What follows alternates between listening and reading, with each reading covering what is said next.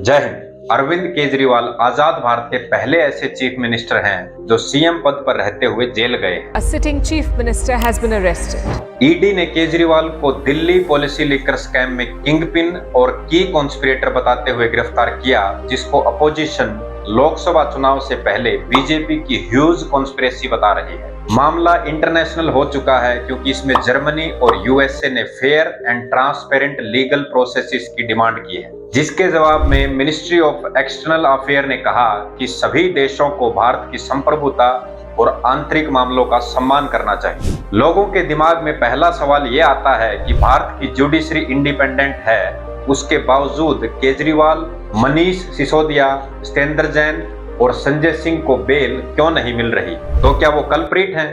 दिल्ली की liquor policy क्या है और क्यों एक एक करके आम आदमी पार्टी के कई नेता जेल में जा चुके हैं? आइए पूरे मामले को ब्रीफ में समझने की कोशिश करते हैं ताकि आप खुद इवेलुएट कर सकें कि कौन सही है और कौन गलत। शराब सेहत के लिए भले ही हानिकारक हो, लेकिन सरकार की कमाई के लिए ये बहुत फायदेमंद है, क्योंकि अल्कोहल पर लगने वाली एक्साइज ड्यूटी से स्टेट गवर्नमेंट को बहुत बड़ा रेवेन्यू मिलता है। ज्यादातर स्टेट्स में रेवेन्यू का टोटल 15 से 30% शराब से ही आता है। मनीष सिसोदिया जब दिल्ली के उप मुख्यमंत्री थे तो उनके पास 18 विभाग थे। जिस प्रकार उन्होंने एजुकेशन सेक्टर में अच्छा परफॉर्म किया था, उसी प्रकार उनका आइडिया था कि दिल्ली का रेवेन्यू न्यू एक्साइज पॉलिसी से बढ़ाया जा सकता है। उनका पॉइंट ऑफ व्यू था कि दिल्ली में शराब खरीदने वाले कस्टमर्स का एक्सपीरियंस बहुत बुरा है, उनको अच्छी सर्विसेज नहीं मिलती, इसीलिए वो लोग नियर बाई स्टेट्स जैसे कि हरियाणा और उत्तर प्रदेश से लिकर खरीदते हैं। जिन लोगों को दारू के ठेके मिले हुए हैं वो टैक्स चोरी करते हैं।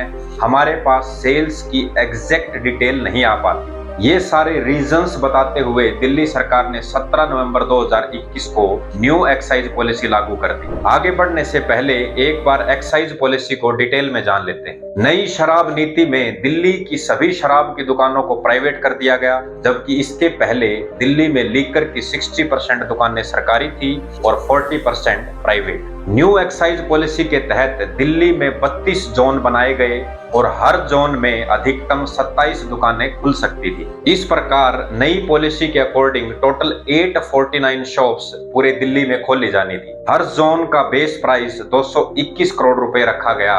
लीकर लाइसेंस लेने के लिए कुछ कंडीशंस रखी गई, जैसे कि शॉप का साइज 500 स्क्वायर फीट से कम ना हो, उसमें एसी लगा हुआ होना चाहिए। ये सब कस्टमर सर्विसेज को इम्प्रूव करने के लिए किया गया। स्टार्टिंग में सब ठीक लग रहा था और जब बिड हुई तो दिल्ली सरकार को अच्छे खासे पैसे भी आए। अब लिकर प्राइस की रेंज लाइसेंस ओनर खुद तय कर सकते थे। इस रिलैक्सेशन के कारण कुछ समय के बाद लिकर वेंडर्स का आपस में इतना कंपटीशन हो गया कि उनका प्रॉफिट मार्जिन ही खत्म हो गया। इस प्रकार ये पॉलिसी फेल साबित हुई। न्यू एक्साइज पॉलिसी के बारे में उस समय के चीफ सेक्रेटरी नरेश कुमार ने 8 जुलाई 2022 के दिन दिल्ली एलजी को एक लेटर लिखा कि दिल्ली सरकार ने जानबूझकर बड़े शराब कारोबारियों को फायदा पहुंचाने के लिए लाइसेंस फीस बढ़ाई है, जिससे छोटे ठेकेदारों की दुकानें बंद हो गई और बाजार में केवल बड़े लीकर माफियाओं को लाइसेंस मिला। उनका दावा था कि न्यू एक्साइज पॉलिसी से जनता और सरकार दोनों को नुकसान पहुंचा है। इस कंट्रोवर्सी के बीच दिल्ली सरकार ने 31 जुलाई 2022 को न्यू पॉलिसी विड्रॉ कर ली। ये बात जग जाहिर है कि दिल्ली में पावर टसल बहुत लंबे समय से चलता आ रहा है, तो इसके बाद दिल्ली एलजी की डायरेक्शन पर सीबीआई ने 17 अगस्त 2022 को केस दर्ज किया। सीबीआई ने मनीष सिसोदिया के कई ठिकानों पर रेड की, जिसमें उनको कुछ भी नहीं मिला। मनीष के अकॉर्डिंग उसको क्लीन चिट मिल गई है, लेकिन कुछ समय के बाद एंट्री होती है ईडी की। ईडी ने दावा किया कि न्यू एक्साइज पॉलिसी में साउथ ग्रुप को फेवर किया गया है और उनसे कम 100 करोड़ रुपए लिए गए। साउथ ग्रुप यानी कि साउथ के बड़े बड़े बिजनेसमैन जिनको दिल्ली में वाइन शॉप अलॉट किए गए। ईडी के अकॉर्डिंग साउथ ग्रुप ने आम आदमी पार्टी के कम्युनिकेशन इंचार्ज विजय नायर को 100 करोड़ रुपए एडवांस हवाले के जरिए से दिए। विजय नायर सीएम अरविंद केजरीवाल के काफी करीब है। लीकर बिजनेसमैन समीर महेंद्रू के बयान पर ईडी का कहना है कि एक्साइज पॉलिसी केजरीवाल के दिमाग की ही उपज थी। आरोप है कि विजय नायर ने फेस टाइम के जरिए केजरीवाल और महेंद्रू की बात करवाई थी। एजेंसी के मुताबिक केजरीवाल ने महेंद्र से वीडियो कॉल के जरिए बताया था कि नायर उनका खास आदमी है और वो उस पर भरोसा कर सकते हैं। ईडी ने अपनी चार्जशीट में ये भी बताया कि रिश्वत से मिले 100 करोड़ रुपए में से 45 करोड़ रुपए 2022 के गोवा विधानसभा चुनाव में इस्तेमाल किए गए और इस खेल में मनीष सिसोदिया को 2 करोड़ रुपए, संजय सिंह को 2 करोड़ और विजय नायर को 1.5 करोड़ रुपए रिश्वत मिला।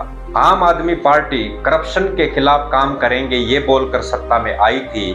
इस मामले की निष्पक्ष जांच होनी चाहिए और दोषियों को कड़ी से कड़ी सजा भी मिलनी चाहिए। लेकिन यहाँ ईडी के बिहेवियर और उसकी टाइमिंग पर कुछ सवाल खड़े होते हैं। दिल्ली एक्साइज पॉलिसी से जुड़े मनी लॉन्ड्रिंग मामले में अरबिंदो फार्मा के डायरेक्टर पी शरत चंद्र रेड्डी की गिरफ्तारी के महज 5 दिनों के बाद अरबिंदो फार्मा ने 5 करोड़ रुपए के चुनावी बॉन्ड बीजेपी के लिए खरीदे। टोटल 52 करोड़ के बॉन्ड में से लगभग 34 करोड़ बीजेपी को गए। के कविता, जो कि तेलंगाना के पूर्व मुख्यमंत्री के चंद्रशेखर राव की बेटी है, उसको 15 मार्च 2024 को ईडी ने गिरफ्तार किया। ईडी के अनुसार 100 करोड़ की रिश्वत कविता ने ही दी थी। के कविता और केजरीवाल की गिरफ्तारी लोकसभा 2024 चुनावों से ठीक पहले की गई है। ये प्रोसेस ईडी की टाइमिंग पर सवाल खड़ा करता है। 2 साल से ये केस चल रहा है, लेकिन ईडी अभी तक मनी ट्रेल यानी कि पैसा कहां से आया और किसके पास गया ये साबित नहीं कर पाई है। 2014 से 2024 के बीच 121 लीडर्स पर ईडी ने रेड डाली, जिसमें से 115 अपोजिशन लीडर्स हैं। प्रफुल्ल पटेल, अजीत पवार और अशोक चौहान जैसे अनगिनत नाम ऐसे हैं जिन पर ईडी कार्यवाही कर रही थी, लेकिन जैसे ही ये लोग बीजेपी में आते हैं तो उनका नाम ईडी की हिट लिस्ट से गायब हो जाता है। अब तक आपको ये पता लग चुका है कि दिल्ली एक्साइज पॉलिसी क्या है और ईडी अपने फेवर में क्या क्या कह रही है। अभी एक सवाल और बाकी है कि किस प्रकार आम आदमी पार्टी के बड़े नेता जेल में जा रहे हैं और उनको बेल नहीं मिल रही है। एक बार इसको समझते हैं। PMLA यानी कि prevention of money laundering act,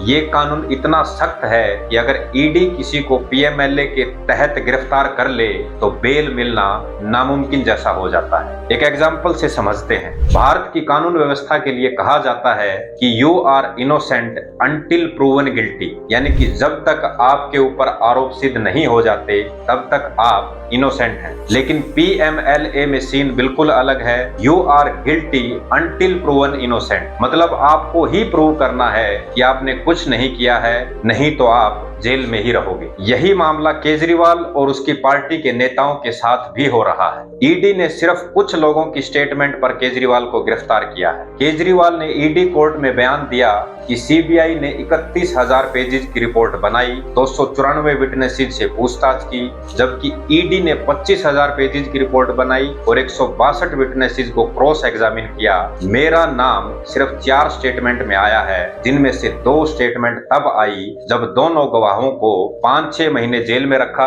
और फिर उनके बयान बदलवा दिए गए। क्या ईडी इस बात को जस्टिफाई कर सकती है कि एक सिटिंग सीएम को सिर्फ स्टेटमेंट के बेस पर गिरफ्तार किया जाए? मैं बार बार यही कहूंगा कि अगर कोई भी कल्प्रिट है तो उसको सजा मिले, लेकिन अगर 2-4 साल जेल में रहने के बाद कोर्ट ये कहे कि आप निर्दोष हैं और आपको बरी किया जाता है, तो क्या ईडी, सीबीआई या पुलिस ऑफिसर्स पर कार्यवाही की जाएगी? वीडियो इंफॉर्मेटिव लगे तो लाइक और शेयर करना ना भूलें। चैनल को सब्सक्राइब भी जरूर करें। आपका सब्सक्रिप्शन मेरे लिए मोटिवेशनल होता है। जय हिंद।